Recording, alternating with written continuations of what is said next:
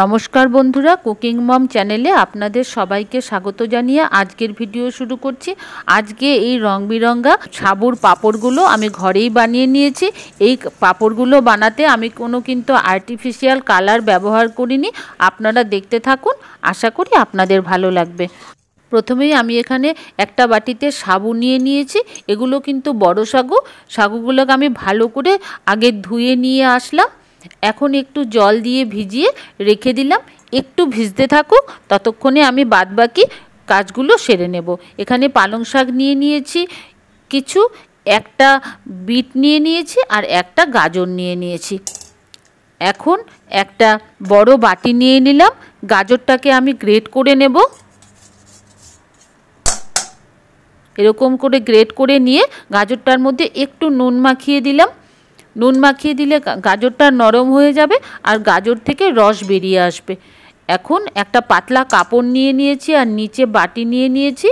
গাজরটাকে আমি ভালো করে চিপে রসটাকে নিয়ে নেব। এরকমভাবে করলে কিন্তু ইজিলি গাজরের রসটা বেরিয়ে আসবে। দেখুন, এভাবে গাজরের রসটা আমি বের করে নিলাম, যতখানি পারলাম চিপে বের করে নিলাম। এখন একটা বাটির মধ্যে রেখে দিচ্ছি। আমার কিন্তু অরেঞ্জ কালারটা তৈরি করে নিলাম,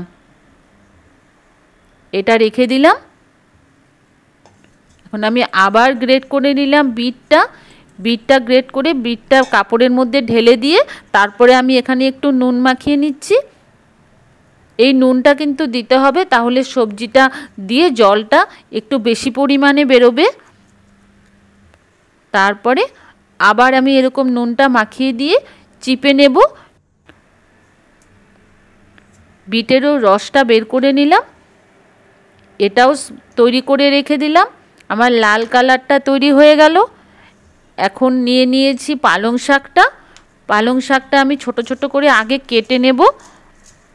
তারপরে একটা মিক্সি নিয়ে নিয়েছি, মিক্সিতে পালং শাকটাকে ব্লেন্ড করে নিয়ে আসবো। সাথে দিয়ে দিলাম অল্প নুন। এখন পালং শাকটাকে ব্লেন্ড করে নিয়ে এসে কাপড়ের মধ্যে ঢেলে দেব।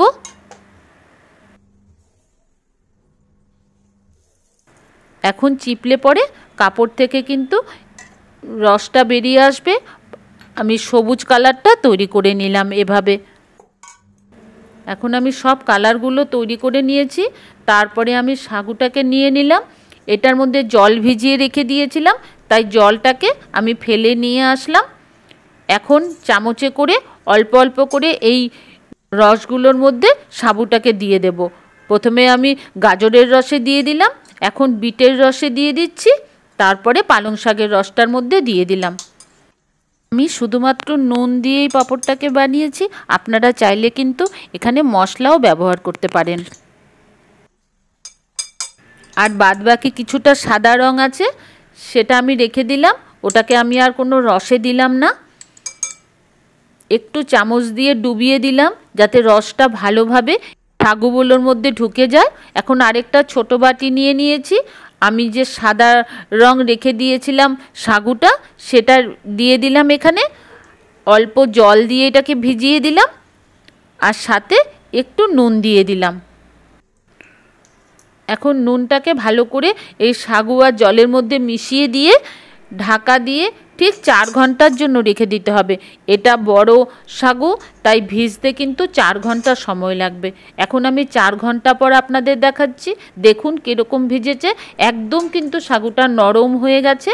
এখন আমি একটা প্লেট নিয়ে নিয়েছি যাতে আমি পাঁপড়গুলো বানিয়ে নেব। একটু তেল ব্রাশ করে নিলাম। তারপর আমার কাছে এরকম একটা চুড়ি ছিল, এই চুড়িটা দিয়ে আমি এটাকে বানিয়ে নিচ্ছি। এটা লাল পলা, এরকম করে তাহলে এক সমান হবে পাঁপড়গুলো। এভাবে চুড়িটাকে বসিয়ে আমি অল্প করে দিয়ে দিলাম। প্রথমে আমি গাজরের পাঁপড়টাকে বানিয়ে নিলাম, তারপরে আমি পালং শাকের পাঁপড়টাকে বানালাম। এখন বিটরুটের পাঁপড়টাকে বানিয়ে নেব। তারপরে সাদা পাঁপড়টা বানিয়ে নিয়েছি। এইভাবে কিন্তু আমি সব পাঁপড়গুলো বানিয়ে নিয়েছি। দেখুন কতটা সুন্দর লাগছে দেখতে, আর কোনো রকম কালার ব্যবহার করিনি।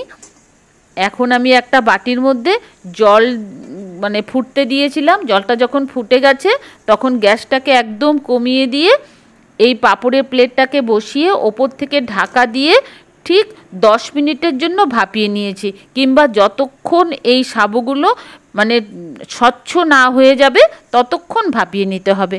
যখন ভাপানো হয়ে গেছে আমি একটা প্লেট নামিয়ে রেখে দিলাম, আরেকটা প্লেট আমি যতক্ষণ ভাপানো হচ্ছিল ততক্ষণ সাজিয়ে নিয়েছি, সেই প্লেটটাকেও আমি বসিয়ে দিলাম, আবার ওটাকেও ভাপিয়ে নেব। আর এখানে আমি সব সাবুর মানে সব কালারগুলো একসাথে হয়ে গেছিলো, তাই কিছু আমি এখানে বানিয়ে নিয়েছি, সেটা নিচে আমি দিয়ে দিলাম। আর এখানে ব্যালকনিতে আমি দুটো শুকিয়ে নিয়েছি। ঠিক 2 দিন আমার সময় লেগেছে শুকাতে। এখন আমি 2 দিন পর আপনাদের দেখাচ্ছি। পাঁপড়গুলো কিন্তু একদম শুকিয়ে গেছে। এখন তেল গরম করে নিয়েছি, তেলের মধ্যে এইভাবে পাঁপড় আমি দিয়ে দিলাম। দেখুন পাঁপড়টা কতটা ফুলে উঠেছে, দেওয়ার সাথে সাথে কিন্তু একদম ডবল হয়ে গেছে ফুলে। আর এই সাবুর পাঁপড়গুলো আমি রোদে শুকিয়ে নিয়েছি। আপনাদের যদি রোদের মানে অসুবিধে হয় তাহলে কিন্তু ঘরেও ফ্যান চালিয়ে রেখে দিলে 3 দিনের মধ্যে শুকিয়ে যাবে। দেখুন ভাজা পাঁপড়টা আমি এখন দেখাচ্ছি আপনাদের। এভাবে কিন্তু ঘরে খুব সুন্দর করে সাবুর পাঁপড় বানিয়ে নেওয়া যায়। বাচ্চাদের কিন্তু খুবই ভালো লাগবে এটা খেতে। এখন এ কটাই আমি বানিয়ে নিয়েছি, আর বাদ বাকি কিন্তু কৌটো করে রেখে দেওয়া যাবে, যখন প্রয়োজন হবে তখন বানিয়ে নেওয়া যাবে। দেখুন কতটা ক্রিস্পি হয়েছে। আমার ভিডিওটা যদি আপনাদের আজকে ভালো লাগে প্লিজ একটা লাইক করে দেবেন, আর আমার চ্যানেলের বন্ধু হয়ে আমার পাশে থাকার অনুরোধ জানিয়ে আজকের ভিডিও শেষ করছি। Thank you.